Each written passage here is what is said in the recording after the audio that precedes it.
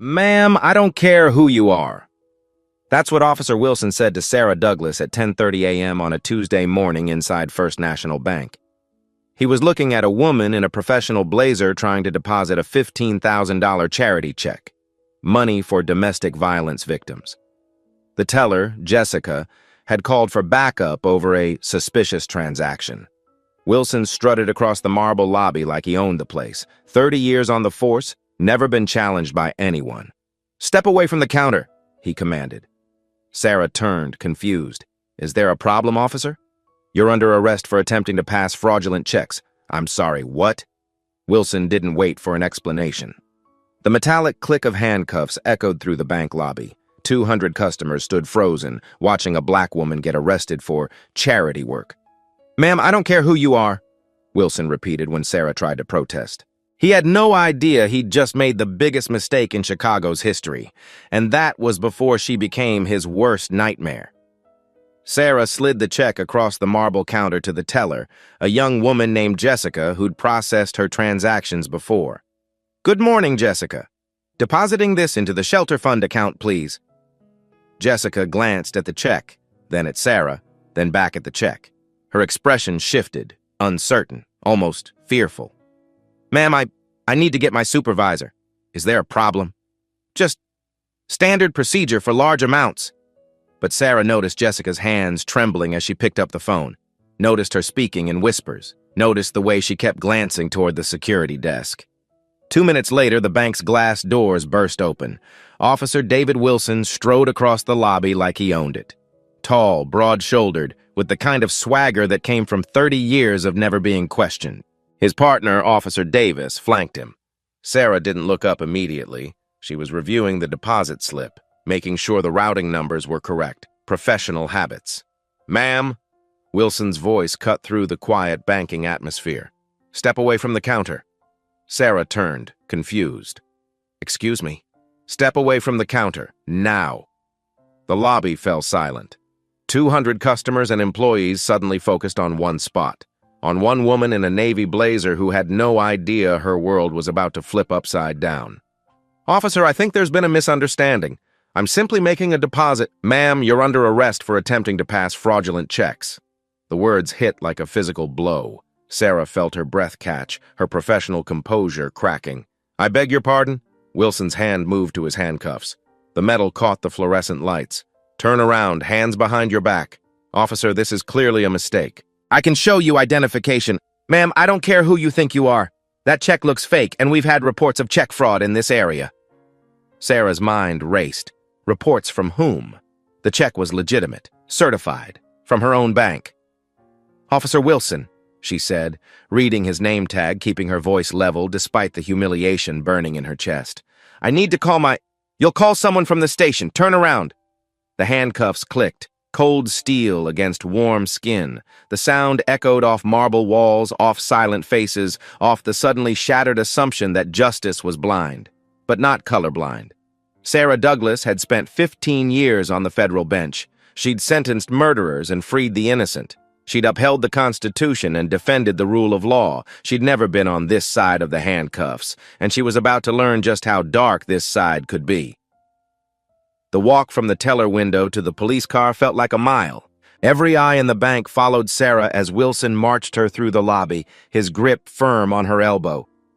"Officer, you're making a serious mistake," Sarah said quietly, trying to maintain what dignity she could. "I'm a federal judge. That check is legitimate." Wilson's laugh was sharp, dismissive.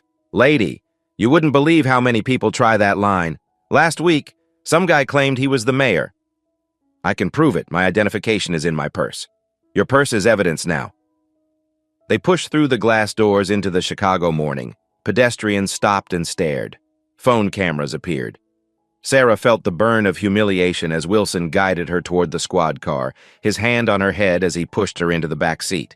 The partition between front and back felt like prison bars.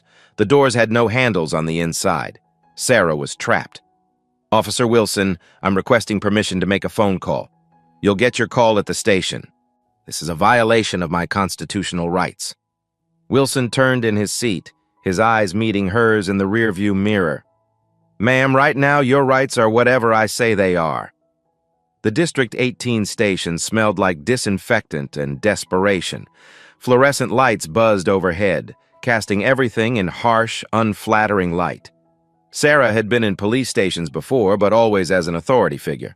Always with respect, not today. "Empty your pockets," the desk sergeant commanded. "Jewelry off." Sarah complied, placing her watch, her wedding ring, her pearl earrings into a plastic tray. Each item felt like another piece of her dignity being stripped away. "Officer, I need to contact my chambers. I have a hearing at 2 o'clock. You're not going anywhere, honey." The female officer who processed Sarah was methodical, thorough, cold. She went through Sarah's purse, item by item, examining each piece of identification with theatrical skepticism. "Federal Judge Sarah Douglas," she read aloud, holding up the ID. "Fancy. Because it's real. Uh-huh. We'll see about that." But Sarah noticed something. The officer had looked at the badge, had seen the federal seal, the official credentials, the photograph that clearly matched the woman standing before her, and she was choosing not to believe it. This wasn't incompetence. This was deliberate. "I want to speak to your supervisor," Sarah said firmly. "He's busy." "Then I want to speak to the watch commander, also busy." "Then I want to exercise my right to a phone call." The officer smiled. It wasn't a pleasant expression. "Phone's broken." They led Sarah to interview room 3. Gray walls, metal table, 2 chairs. A camera mounted in the corner, its red light blinking steadily. Sarah focused on that camera. Evidence. Proof of how she was being treated. Proof that would matter later. Wilson entered carrying a file folder, settling into the chair across from her with practiced ease. "So, Sarah. Can I call you Sarah?" "You can call me Judge Douglas." "Right. About this check situation." "There is no situation. The check is legitimate. I raised that money through a charity auction at the Palmer House. I have receipts. I have witness statements. I have—" "What you have," Wilson interrupted, "is a very sophisticated fake check that fooled a lot of people." Sarah felt her professional calm beginning to crack. "That is absolutely false." "Is it?" "Because we ran the account numbers. Very interesting what we found." "What did you find?" Wilson leaned back, enjoying himself. "Well, that's part of the investigation now, isn't it?" But Sarah caught something in his expression. A flicker of uncertainty. He was bluffing. "Officer Wilson, I want to call my chambers immediately. Like I said, phone's broken. Then I want to call my attorney. After we finish here. Then I want to call the FBI." Wilson's smile faltered for just a moment, just long enough for Sarah to notice. "Ma'am, you're not calling anyone until we sort this out." Sarah looked directly into the camera, red light still blinking, recording everything. She had no idea that in 12 hours that recording would bring down an entire corruption network. But for now, she was just a woman in handcuffs, wondering how the system she'd devoted her life to serving could fail her so completely. Sarah straightened in her chair, drawing on 15 years of courtroom authority. When she spoke, her voice carried the weight of federal law. "Officer Wilson, I am formally identifying myself as the Honorable Sarah Douglas, United States District Judge for the Northern District of Illinois. I am currently assigned to the federal building at 219 South Dearborn Street, courtroom 2156. I was appointed to the bench by President Obama in 2009 and confirmed by the Senate with a vote of 87-11. Wilson's partner Davis had been silent until now. He shifted uncomfortably, glancing between Sarah and Wilson. "Chief," Davis said quietly, "maybe we should—" "Should what?" Wilson snapped. "Believe every story that walks through that door?" Sarah continued, her voice steady despite the handcuffs cutting into her wrists. "You can verify my identity by calling the federal courthouse. Ask for Judge Patricia Martinez. She sits 2 chambers down from mine. Ask for my law clerk, Benjamin Hayes. Ask for court security." "Ma'am," Wilson said, leaning forward, "do you know how many people have sat in that chair and claimed to be someone important? Last month, we had a woman swear she was Nancy Pelosi. Check my fingerprints. They're in the federal database. Fingerprint machines down for maintenance." Sarah felt the first crack in her composure. This wasn't procedure. This was deliberate obstruction. "Officer Wilson, I have a federal hearing scheduled for 2 o'clock this afternoon. United States versus Riverside Construction. A fraud case involving $8 million in government contracts. If I don't appear, the case could be dismissed and criminals will walk free." Davis spoke up again. Chief, if she really is, she's not. Wilson's voice was flat, final. You know what I think? I think this is an elaborate con. Professional-grade fake ID, detailed backstory, sophisticated knowledge of court procedures. We're dealing with a pro here. Sarah stared at him. The camera in the corner continued recording, red light blinking, evidence of this conversation that would matter later. You've looked at my identification, she said carefully. You've seen the federal credentials, the photograph, the official seals. What exactly would convince you that I'm telling the truth? Wilson shrugged. Nothing. Because people like you lie as easy as breathing. The pieces clicked together in Sarah's mind with devastating clarity. This wasn't a case of mistaken identity or police incompetence. This was targeted, deliberate. Someone wanted her away from that courthouse, away from that 2 o'clock hearing. Who called you? She asked quietly. What? Someone called you about me, about the check. Who was it? Wilson's expression didn't change, but Davis looked uncomfortable again. Ma'am, we respond to reports of suspicious activity all the time. What reports? From whom? I'm not at liberty to discuss ongoing investigations. Sarah's mind raced through the possibilities. The Riverside construction case had tentacles everywhere. City contracts, political connections, millions in fraudulent billing. She'd spent months reviewing evidence, preparing for today's hearing. Today's hearing that someone desperately didn't want to happen. How long are you planning to hold me? She asked. Until we sort this out. And how long will that take? Wilson checked his watch with theatrical precision. Well, it's almost noon now. Could take all day, maybe longer. These investigations can be thorough. All day. Past 2 o'clock, past the hearing. Sarah looked directly at the camera again. For the record, I am being illegally detained to prevent me from presiding over a federal hearing at 2 p.m. today. This is not a mistake. This is a deliberate act to obstruct justice. Wilson stood up, gathering his files. Ma'am, you can say whatever you want to that camera, but right now you're in our custody, and you'll stay here until we're satisfied you're not running a con.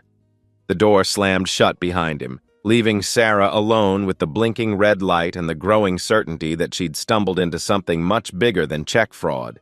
She just didn't know how big yet. 2 hours passed before the door opened again, but it wasn't Officer Wilson who entered. It was a man in a suit, taller, older, with graying hair and the kind of authoritative presence that came with rank. Judge Douglas, he said, settling into the chair across from her. I'm Police Chief David Wilson. Sarah felt a chill run down her spine. Wilson. Same last name as the officer who'd arrested her. Are you related to Officer Wilson? My nephew. Good kid. Follows orders. The casual admission hit Sarah like a physical blow. This wasn't coincidence. This was family business.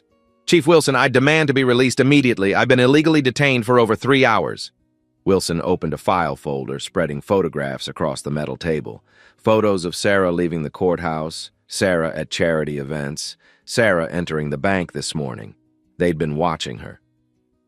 Judge Douglas, let me be very clear about something. We know exactly who you are. We know about your little hearing today. We know about the evidence you think you have. Sarah's blood ran cold. This is a conspiracy to obstruct federal justice. This is us having a conversation. I want a lawyer. I want to call the FBI. You want a lot of things. Wilson leaned back in his chair, completely relaxed. But what you need to understand is that sometimes federal judges get sick. Sometimes they can't make it to court. Sometimes cases get postponed. Are you threatening me? I'm explaining reality. You're going to call in sick today. You're going to reschedule your hearing, and you're going to forget about whatever you think you discovered in those Riverside construction files. Sarah met his gaze directly. I will do no such thing. Wilson sighed like a parent dealing with a stubborn child.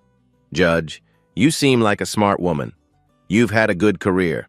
Federal pension, security clearance, respect in the community. It would be a shame to see all that disappear over a misunderstanding. What misunderstanding? Well, there's the matter of this fraudulent check, and we're hearing some concerning things about your finances. Gambling debts, maybe? Expensive lifestyle on a judge's salary? Sarah's voice was ice cold. My finances are completely legitimate and above board. Are they? Because we're planning to investigate very, very thoroughly. Bank records, credit cards, every transaction for the past 5 years. Amazing what you can find when you really look. The threat was clear.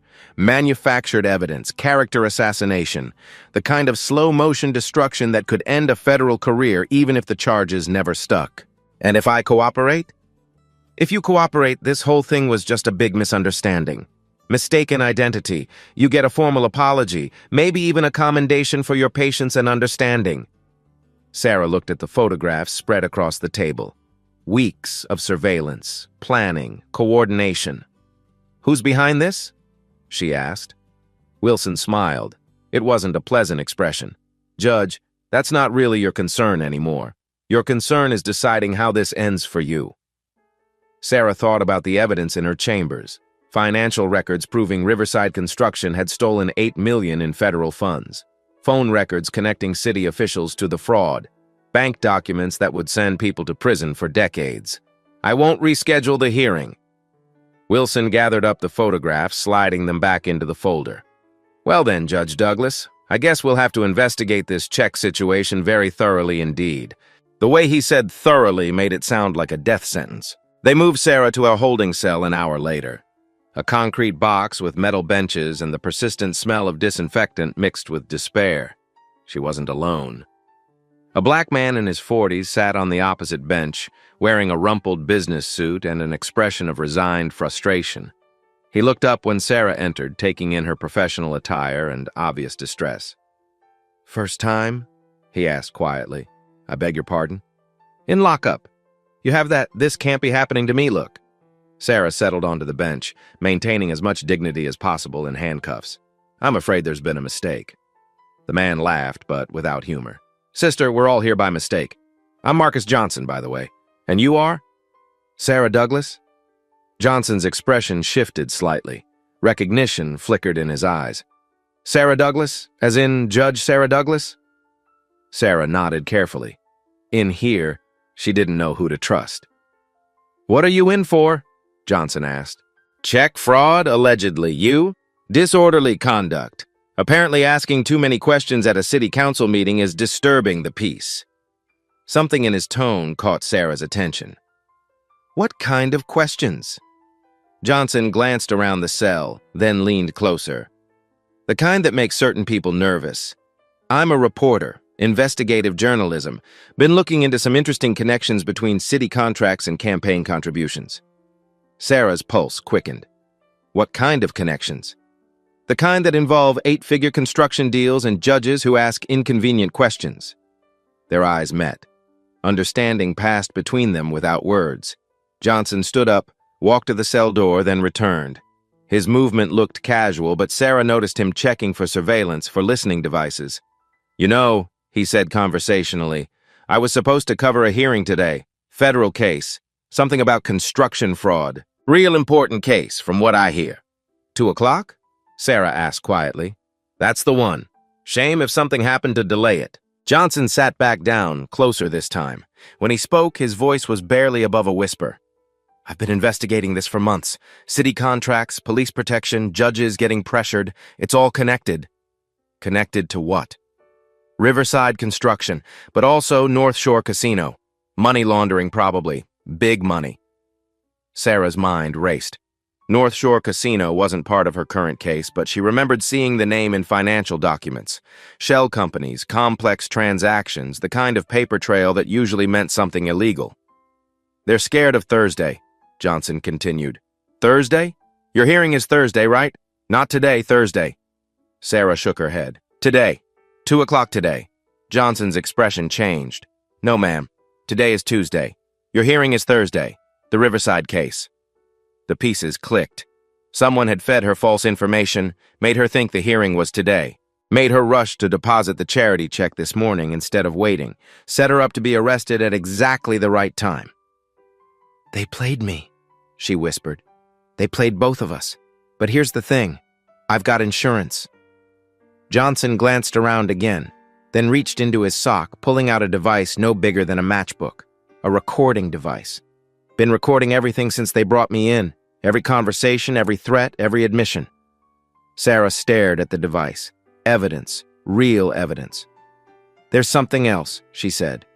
"I have emergency judicial powers. Federal judges can convene emergency hearings, can't be prevented from performing constitutional duties. Even if they hold me here, I can still—" She stopped, looking around the cell. "If I can get word to the outside." Johnson smiled grimly. "That device isn't just a recorder. It's got cellular capability. Been transmitting everything to my editor at the Tribune. Real-time backup." Sarah felt the first spark of hope since this nightmare began. "Your editor knows what's happening?" "My editor, my source at the FBI, and my contact at Channel 7 News. As of 1 hour ago, this conversation is being heard by people who can do something about it." For the first time in hours, Sarah smiled. "Then let's give them something worth hearing." An hour later, footsteps echoed in the hallway outside the holding cells. Sarah recognized Chief Wilson's voice before she saw him, talking on his phone as he passed by the cell. She pressed herself against the bars, straining to hear. Johnson moved to the opposite side, creating a listening post. "Told you, she's not going anywhere," Wilson was saying. "Judge Douglas is our guest until Friday at the earliest." A pause. Sarah could hear an agitated voice on the other end, though she couldn't make out words. "Anderson, relax. I've got this under control. She doesn't know anything about the casino connections, and she's not going to find out." Anderson. Prosecutor James Anderson. Sarah knew him. They'd worked together on several cases. A prosecutor who specialized in white-collar crime, known for his aggressive tactics and political ambitions. "Look," Wilson continued, "the hearing can't happen without a judge, right? And if Judge Douglas is unfortunately indisposed with a personal emergency—" Another pause. Wilson's voice got quieter, but Sarah caught enough. "The charity check was genius, by the way. How did you know she'd be at the bank this morning?"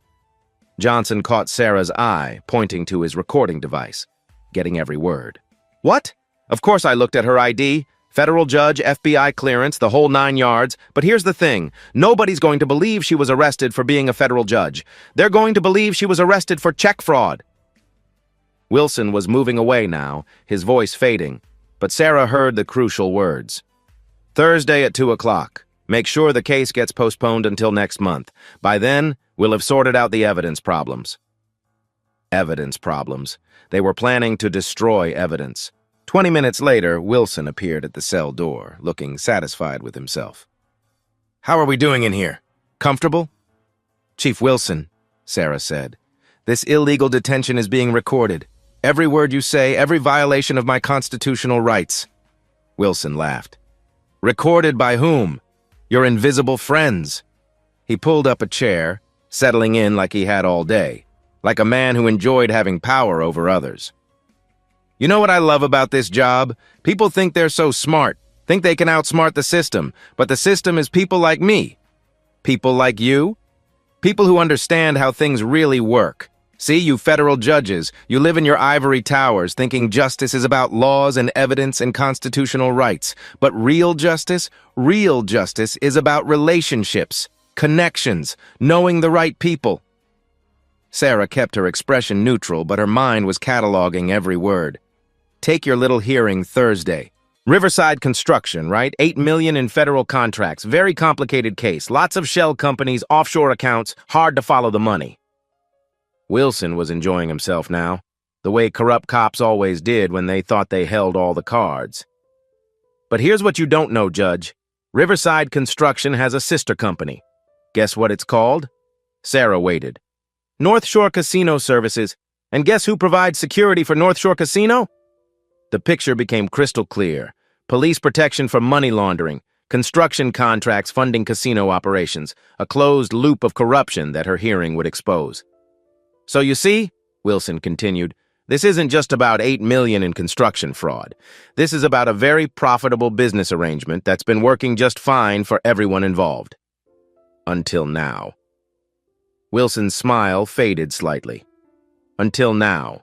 But we're fixing that problem." The cell door opened with a clang that echoed off concrete walls. Sarah looked up to see a familiar face. Prosecutor James Anderson, impeccably dressed in a charcoal suit, carrying a briefcase and wearing an expression of professional concern. "Judge Douglas," he said, his voice carrying just the right tone of outrage and sympathy.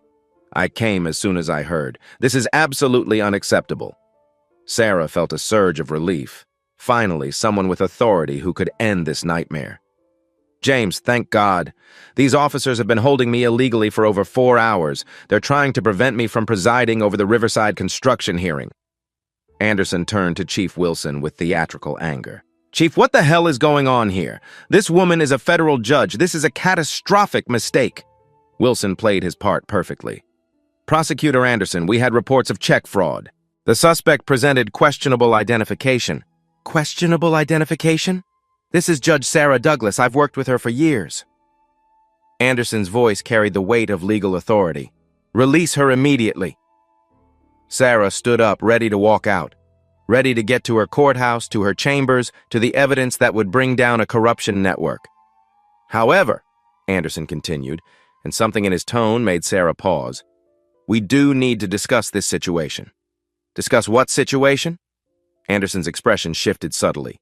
The concern was still there, but something else lurked underneath, something calculating. "Well, there's the matter of your schedule. Today's been traumatic. You should probably take some time to recover." Anderson gestured to Wilson, who stepped outside the cell but remained visible through the bars. Close enough to hear, far enough to maintain the pretense of privacy. "Sarah," Anderson said, his voice dropping to a more intimate tone, "let's talk realistically about your situation." "My situation is that I've been illegally detained and need to get to my courthouse." "Your situation is more complicated than that." Anderson opened his briefcase, pulling out a file folder. "See, while you've been here, some interesting information has come to light about your finances." Sarah felt ice form in her stomach. "What are you talking about?" "Bank records showing some unusual transactions, large cash deposits, payments from consulting companies that seem to exist only on paper." "That's completely false." "Is it? Because I'm looking at documentation that suggests otherwise. Account numbers, dates, amounts, very detailed documentation." Anderson spread papers across the metal bench. Bank statements, transaction records, consulting agreements, all bearing Sarah's name and signature, all completely fabricated. "James, you know this is manufactured evidence." "Do I?" "Because these documents look very official to me, very convincing. The kind of evidence that could destroy a federal career even if criminal charges never stick." Sarah stared at the false documents. Months of work, professional-grade forgeries, character assassination planned with military precision. "What do you want?" "I want what's best for everyone involved. The Riverside construction hearing needs to be postponed, just temporarily. Give everyone time to review the evidence properly." "How long?" 6 weeks, maybe 8, just until we can sort through some procedural issues." Sarah's mind raced. 6 to 8 weeks would allow them to destroy evidence, intimidate witnesses, move money offshore. By the time the hearing reconvened, there would be nothing left to prosecute. "And if I refuse?" Anderson gestured to the fabricated documents. "Then I'm afraid we'll have to investigate these financial irregularities very thoroughly. Federal judges held to high standards, you understand. Ethics violations, tax evasion, accepting bribes from construction companies. None of that is true. Truth is what you can prove in court, Sarah, and these documents are very convincing." Sarah looked at Anderson, a man she'd worked with for years, respected, trusted. A man who was now systematically destroying her life to protect a criminal conspiracy. "You're one of them. I'm someone who understands how the world really works. The question is, are you smart enough to understand it too?" Anderson closed his briefcase with a soft click, the sound somehow more ominous than Wilson's shouting had been. "I'll give you an hour to think about it, Sarah, but remember, this offer expires today. Tomorrow, those financial documents get turned over to the FBI Financial Crimes Division." The cell door slammed shut behind him. Sarah sank onto the metal bench, the weight of betrayal crushing down on her shoulders. "You okay?" Johnson asked quietly.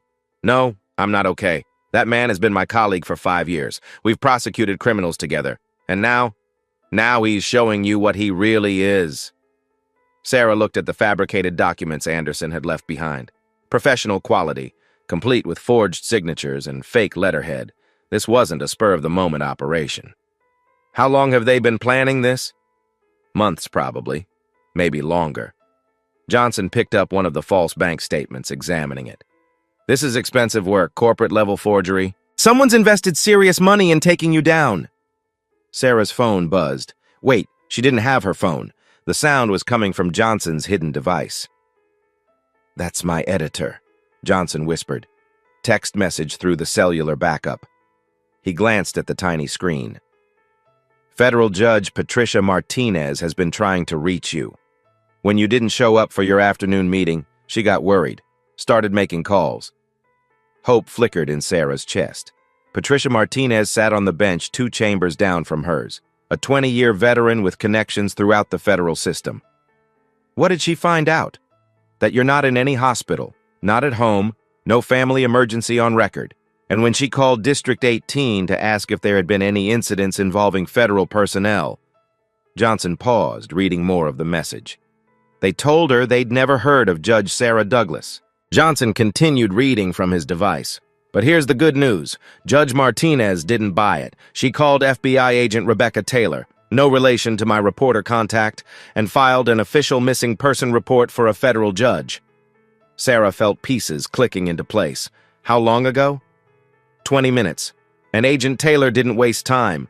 She's already pulled your GPS data from your federal security clearance, knows you were last seen at First National Bank at 10:30 this morning.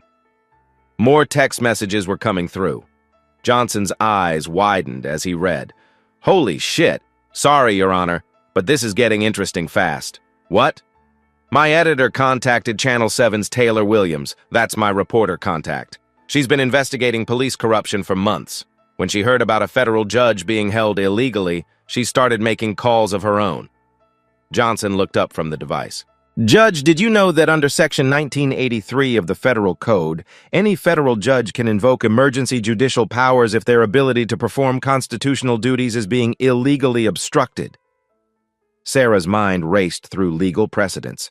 Emergency powers, constitutional duties, federal jurisdiction over state and local interference. I can convene an emergency hearing, she said slowly.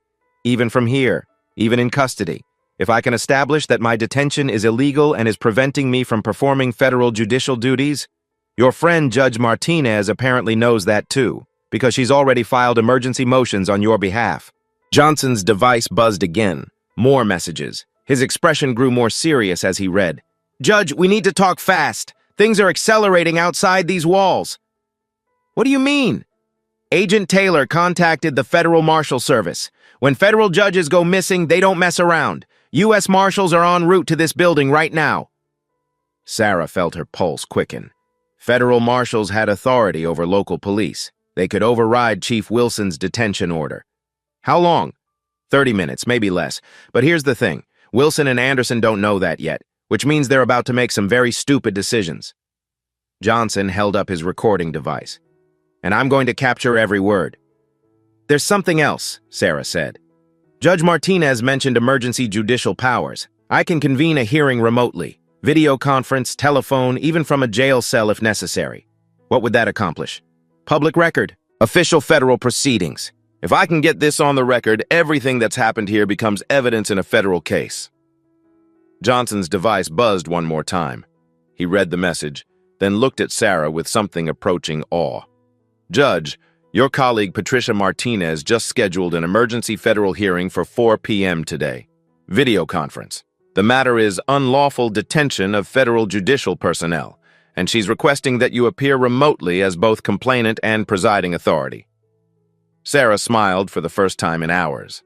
Then I guess I have a hearing to attend. From a jail cell? From wherever I am. The Constitution doesn't stop working just because corrupt cops put me in handcuffs. Outside in the hallway, they could hear Anderson's voice, agitated, making urgent phone calls.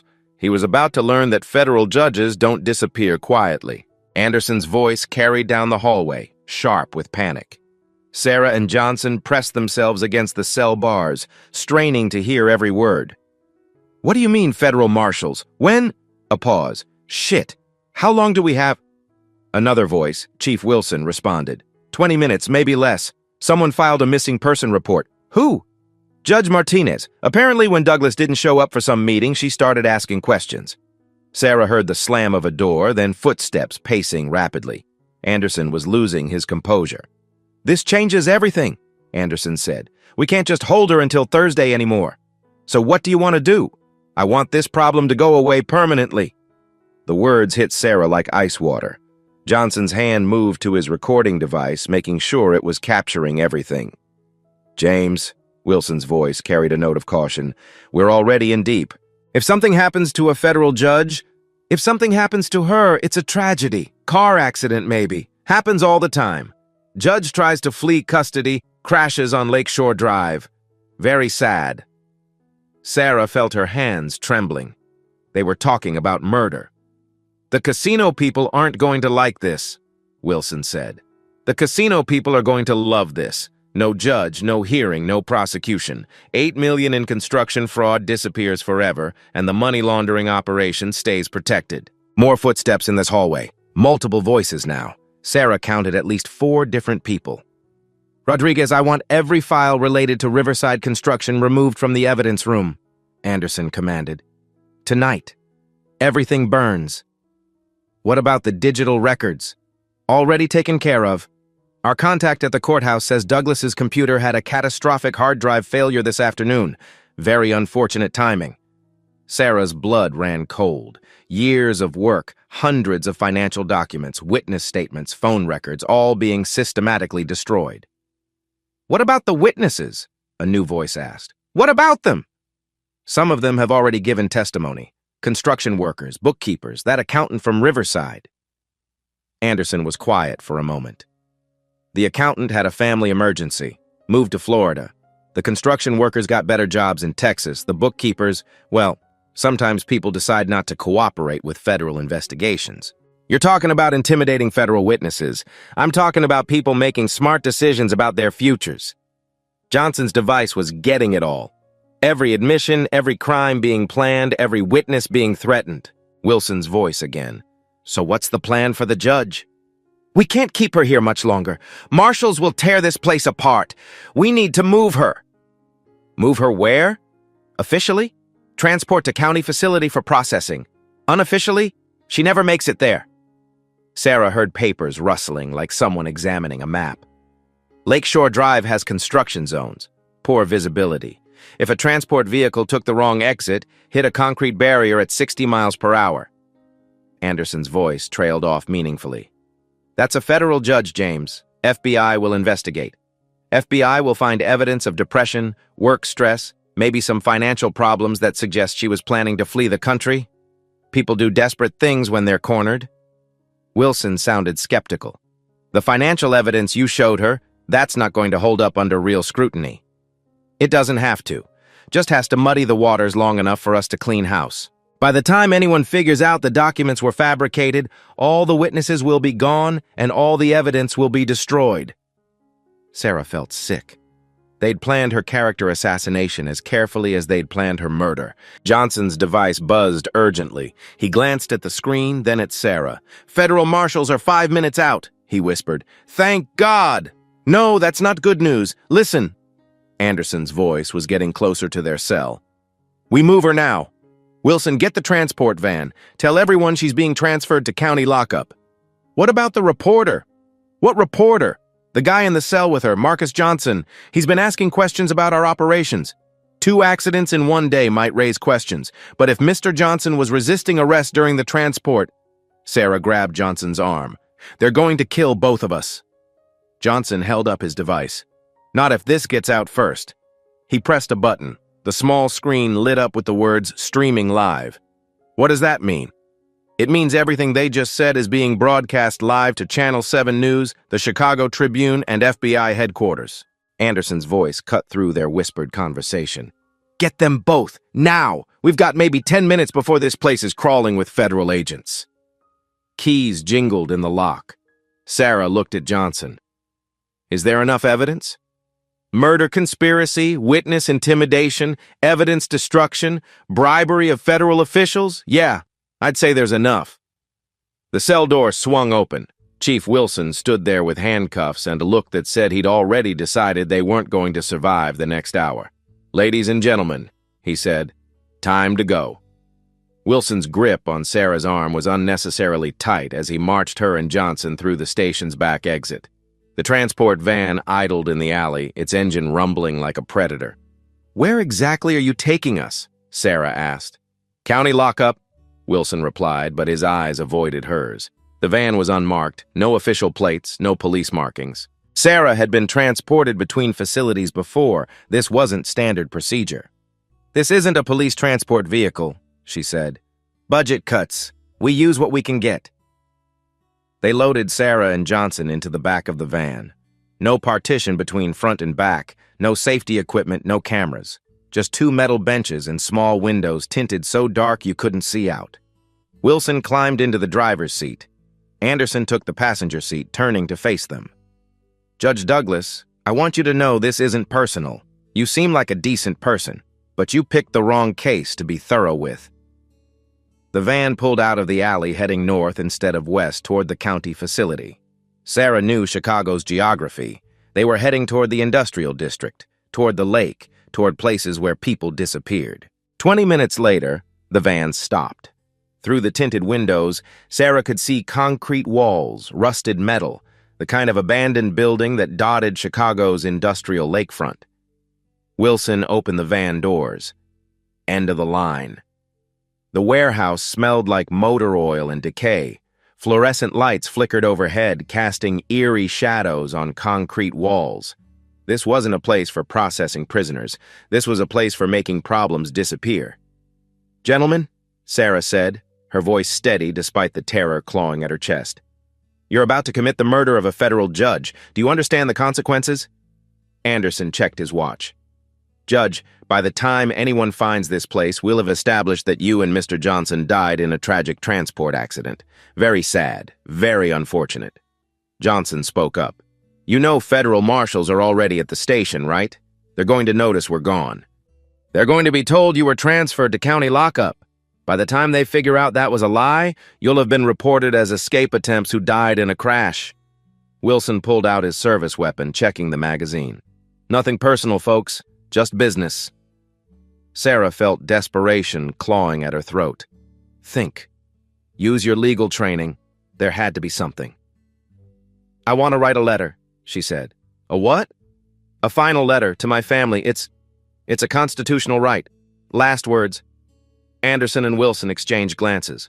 "You've got 5 minutes." Wilson tossed her a pen and a piece of paper torn from a notepad. Sarah wrote quickly, her handwriting shaky but legible.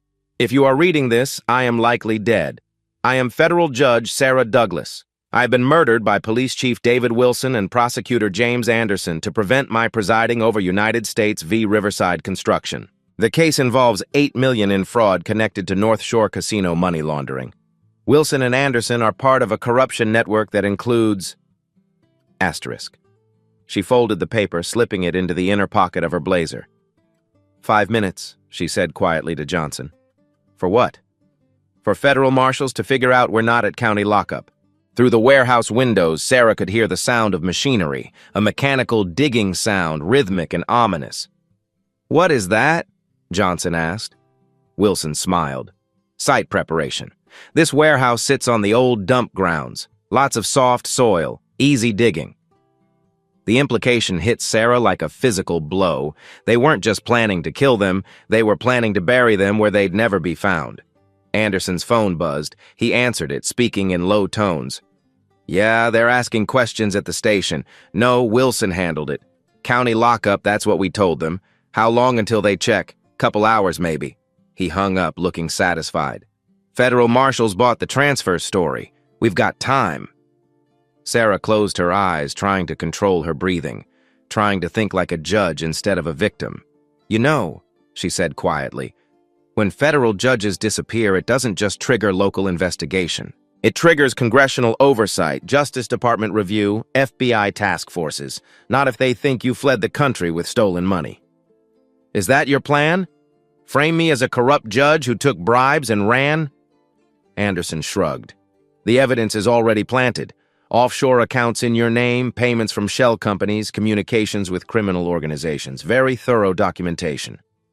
The mechanical digging sound stopped. Wilson's radio crackled. "Site's ready, Chief." Sarah felt her composure finally crack. This was real. They were really going to kill her and bury her in an unmarked grave. Her family would think she was a criminal who'd fled the country. The corruption would continue. Justice would never come. She thought about the evidence in her chambers, the witnesses who'd trusted her, the victims who deserved justice, all lost because she'd tried to do her job. Wilson and Anderson moved to the far side of the warehouse, their voices echoing off concrete walls. "How long until the site's finished?" Anderson asked. "Another hour. Deep enough that they'll never be found." "And the alibis?" "I was home all evening. You were working late at the office. Security cameras will back that up." Sarah strained to hear more. 1 hour. They had 1 hour before. "What about the reporter's equipment?" Wilson asked. "He had some kind of recording device." Johnson tensed beside her. "Already taken care of. Smashed it in the van. Even if he was transmitting, the signal's dead now." But Sarah remembered Johnson's confidence about the live streaming. Had he been bluffing? Or was evidence of their conspiracy already in the hands of people who could act on it? Anderson's phone rang again. This time, his expression changed as he answered. "What do you mean they're not at county? When did they check?" "Shit." Wilson looked up sharply. "Problem?" "Federal marshals went to county lockup. We're not there. They're asking questions." "How long before they trace the van?" "I don't know. Maybe..." Anderson's phone rang again. Different ringtone. Emergency alert. "Channel 7 News is reporting a breaking story about corruption in the Chicago Police Department," he said, his face pale. "They're claiming to have audio recordings of police officials planning to murder a federal judge." Sarah felt hope flare in her chest. Johnson smiled grimly. "Guess my equipment wasn't as broken as you thought." The warehouse doors exploded inward with a crash that echoed off concrete walls. Federal marshals poured through the opening, weapons drawn, voices commanding immediate surrender. "U.S. Marshals, everyone on the ground, now!" Wilson reached for his weapon, but 3 red laser dots appeared on his chest. Anderson raised his hands slowly, his face ashen. "Chief Wilson, Prosecutor Anderson," the lead marshal called out. "You're under arrest for kidnapping federal personnel." Sarah felt relief flood through her system, but her judicial training kicked in immediately. This wasn't over. This was just beginning. "Marshal," she called out, "I'm Judge Sarah Douglas. I need to establish federal jurisdiction over this scene immediately." The lead marshal, a woman in her 40s with silver hair and the bearing of a veteran, approached carefully. "Your Honor, I'm Deputy Marshal Rebecca Thompson. Are you injured?" "I'm fine, but this warehouse is now a federal crime scene. I need communications capability immediately. Emergency federal hearing must be convened." Marshal Thompson looked confused. "Ma'am, shouldn't we get you medical attention first?" "Marshal, I'm invoking my constitutional authority as a federal judge. This crime scene contains evidence of a conspiracy to obstruct federal justice. I need to preserve that evidence and get testimony on the record before anyone can destroy it." Sarah's voice carried absolute authority. This was her domain now. Federal law, constitutional procedure, the machinery of justice. "Johnson," she called to her cellmate, "is your recording device still transmitting?" "Yes, Your Honor. Channel 7, FBI, and Tribune are all getting live feed." Marshal Thompson provided Sarah with a secure satellite phone. Within 10 minutes, Sarah had contacted Federal Judge Patricia Martinez and established an emergency video conference. "Patricia, I'm invoking emergency judicial powers under Article 3, Section 1. I need an immediate public hearing on corruption and conspiracy to obstruct federal justice." "Sarah, are you safe?" "I'm safe, but the evidence needs to be preserved and the testimony needs to be on record before this conspiracy can cover its tracks any further." Judge Martinez's face appeared on the phone's screen, her courtroom visible behind her. "I've already prepared emergency motions. We can stream this hearing live on federal court channels." "Make it public," Sarah said firmly. "Full transparency. The people of Chicago need to see what their tax dollars have been paying for." Wilson and Anderson, now in handcuffs, watched in horrified fascination as Sarah transformed from victim to the most powerful person in the room. "Your Honor," Anderson called out desperately, "I invoke my right to counsel." "Mr. Anderson," Sarah replied coldly, "you'll have plenty of time to discuss counsel. Right now, you're going to listen while I place your crimes on the federal record." The live stream went active at 6:47 p.m. Within minutes, thousands of viewers were watching as Judge Sarah Douglas, still in her wrinkled blazer from 12 hours of illegal detention, presided over an emergency federal hearing from a warehouse crime scene. "This is an emergency hearing under federal jurisdiction," Sarah began, looking directly into the camera. "I am Judge Sarah Douglas, and I'm about to present evidence of a conspiracy involving local police, prosecutors, and criminal organizations to obstruct federal justice." She turned to Wilson. "Chief Wilson, you are under oath. Do you understand that perjury in a federal proceeding carries a penalty of up to 20 years in prison?" Wilson's lawyer, who had arrived minutes earlier, whispered urgently in his ear. "I understand," Wilson said reluctantly. "Did you knowingly and willfully detain me today to prevent me from presiding over a federal hearing?" Wilson looked at Anderson, then at the cameras. The weight of federal law pressed down on him. I was following orders." "Whose orders?" "Prosecutor Anderson coordinated with certain interested parties." "What interested parties?" Wilson's resolve cracked. "North Shore Casino, Robert Miller specifically. They were paying us to protect their money laundering operation." The live stream chat exploded with activity. Local news stations were picking up the feed. This was going out live to hundreds of thousands of viewers.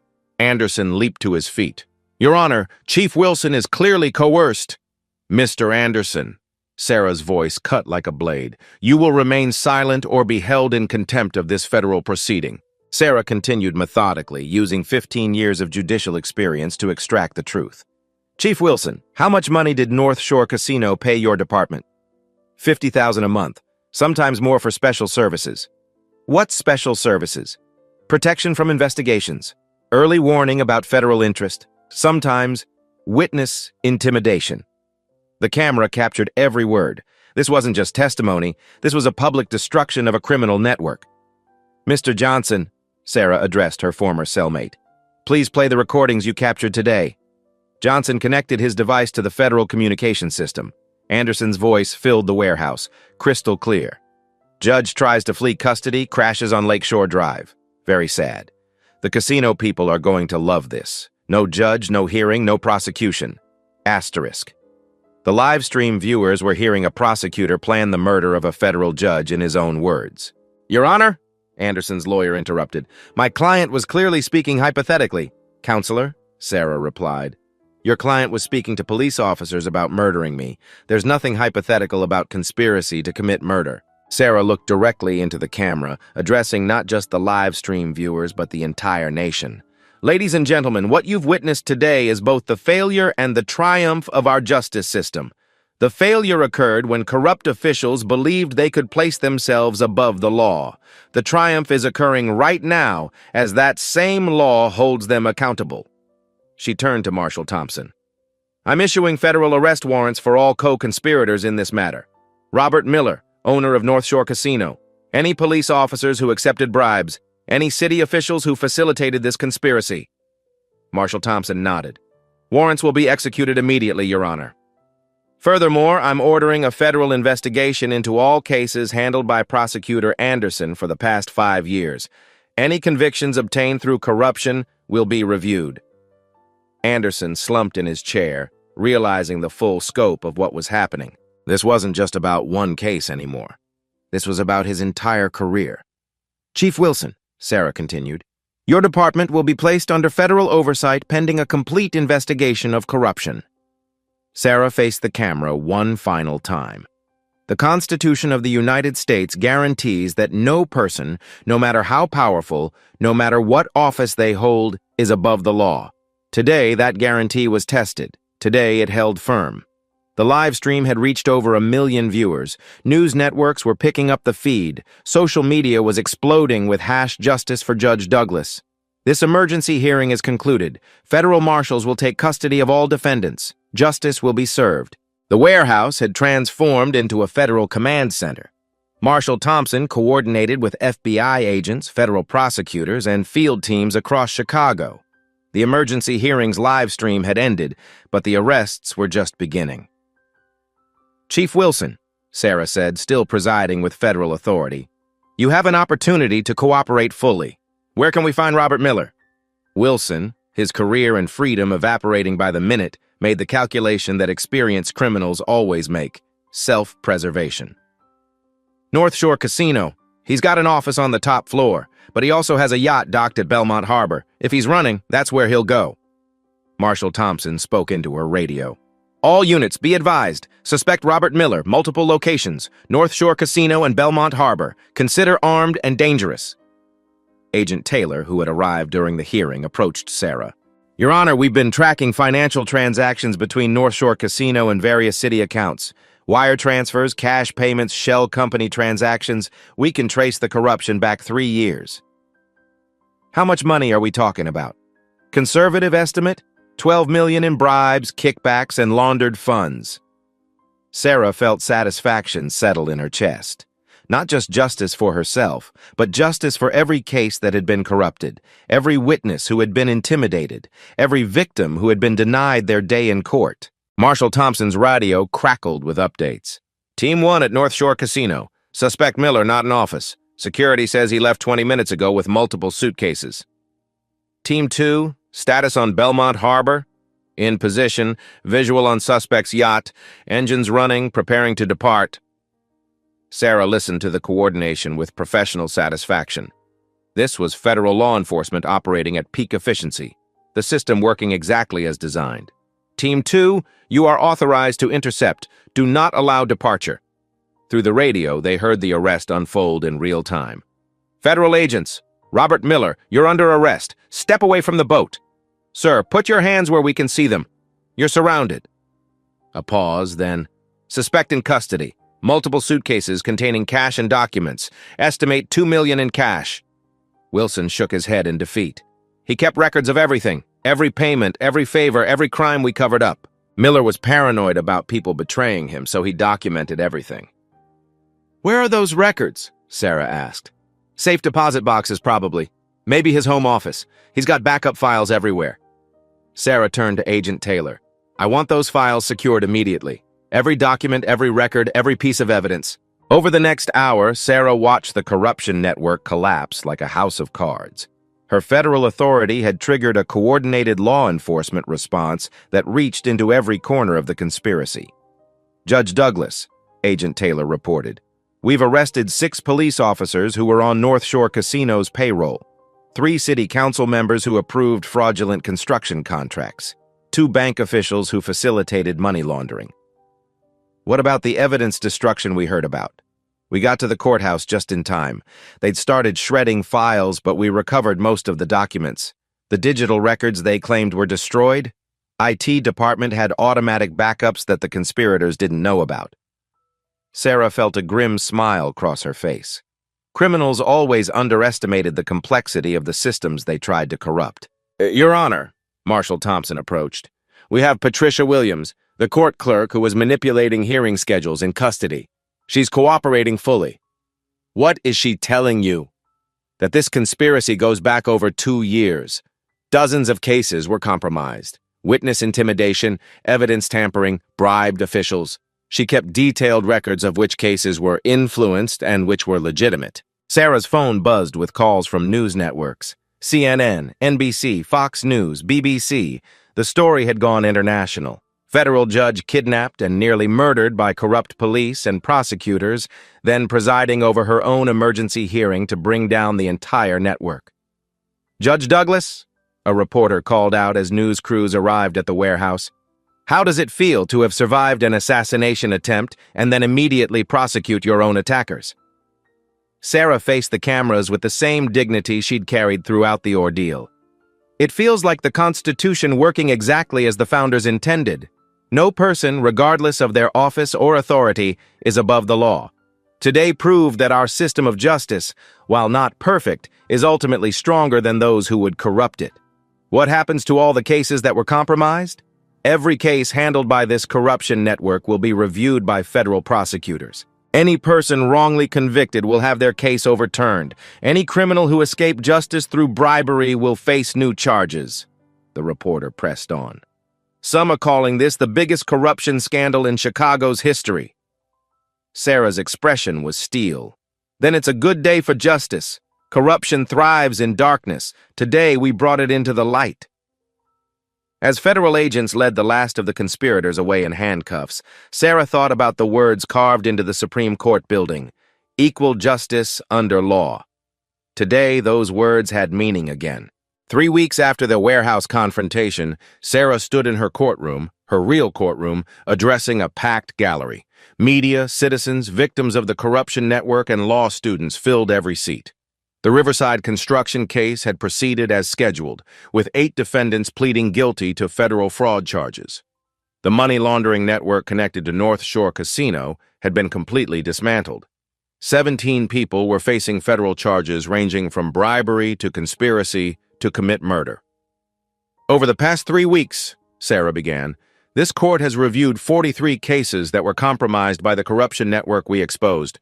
I'm pleased to announce that justice is being restored. She looked at the families in the front row, people whose loved ones had been wrongly convicted, victims whose cases had been dismissed due to bribes, witnesses who had been intimidated into silence. Mrs. Rodriguez, your son's conviction for assault has been overturned. Evidence shows that witness testimony was coerced by corrupt officers. Mr. Thompson, the hit-and-run case that killed your daughter is being reopened. We now know the original investigation was sabotaged in exchange for casino money. Miss Williams, the domestic violence charges against your ex-husband that mysteriously disappeared. Those charges are being refiled with federal support. One by one, Sarah restored faith in a system that had failed these people. Sarah faced the cameras one final time, but her words were for every person who had ever felt powerless against corruption. What happened to me 3 weeks ago wasn't unique. It was just visible. Every day, people face systems that seem rigged against them, officials who abuse their power, justice that appears to be for sale. She paused, letting that truth settle. But here's what I learned in that warehouse, in that jail cell, in the moment when everything seemed lost. Our Constitution isn't just words on paper. It's a living promise that justice will find a way. The badges, the titles, the authority, those are temporary. What lasts is the principle that no one, absolutely no one, is above the law.